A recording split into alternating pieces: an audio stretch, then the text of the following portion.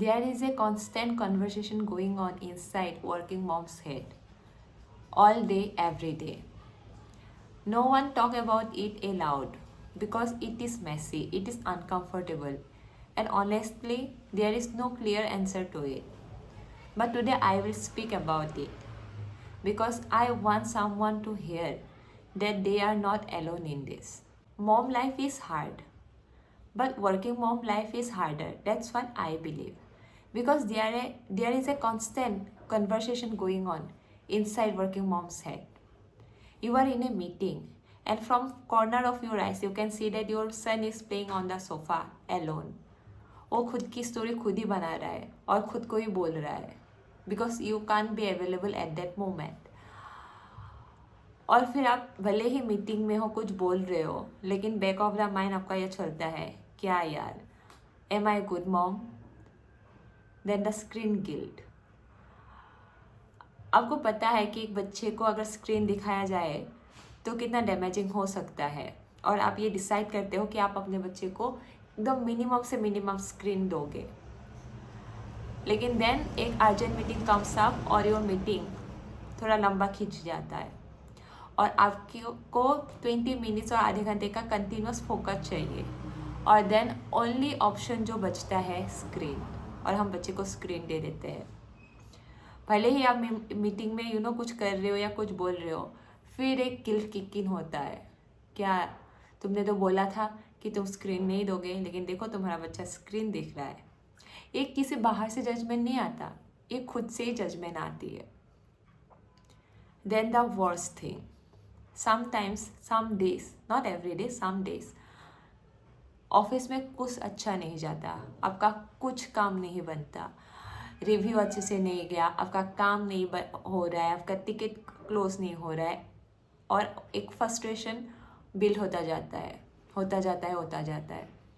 फिर आप घर आते हो और बच्चा आपको देख के एक्साइटेड हो जाता है और बोलता है कि माँ माँ माँ माँ माँ, बिकॉज वो आपको अटेंशन मांगता है, उस आपके साथ वो खेलना चाहता है.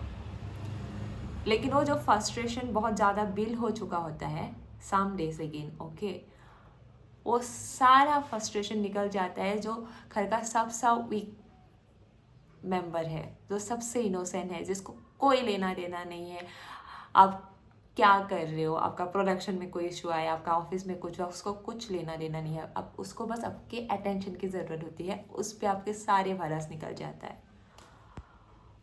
और फिर ना एक अजीब सा गिल्ट आता है, कभी कभी तो रोना भी आ जाता है. मतलब उस बेचारे को कुछ भी नहीं पता और आपने सारा अपना भरस उस पर ही निकाल लिया.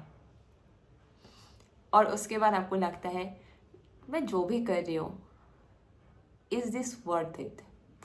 आई want a break and I believe every working mom wants a break, but break is a luxury. ये सबको नहीं मिलता. सो हम ये कैरी करते रहते हैं, द गिल्ट, द स्प्लिट, और वो बार बार question, am I enough, am I doing enough for my kid, for my career, for myself. लेकिन मैं जो भी कर रही हूँ, भले ही मैं अभी एग्जॉस्ट हो रही हूँ, भले ही मेरा बच्चा अभी सोफे पे अकेले खेल रहा है, but the thing which I am building, this career, this income,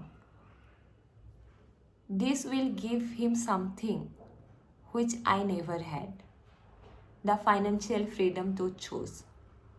वो क्या बनना चाहता है, वो क्या करना चाहता है, वो क्या पढ़ना चाहता है. I hope he can choose, not because he has to, but because he can, जो मुझे कभी नहीं मिला. और ये बस यही थॉट कीप्स मी गोइंग. भले ही कितने ही एग्जॉशन हो, कितने ही मुझे 2 बजे तक काम करना पड़े, या वो कॉन्स्टेंट गिल्ट कितना भी कैरी करना पड़े, only this thought keeps me going. अगर आप भी सेम वेट कैरी कर रहे हो तो इसमें आप अकेले नहीं हो.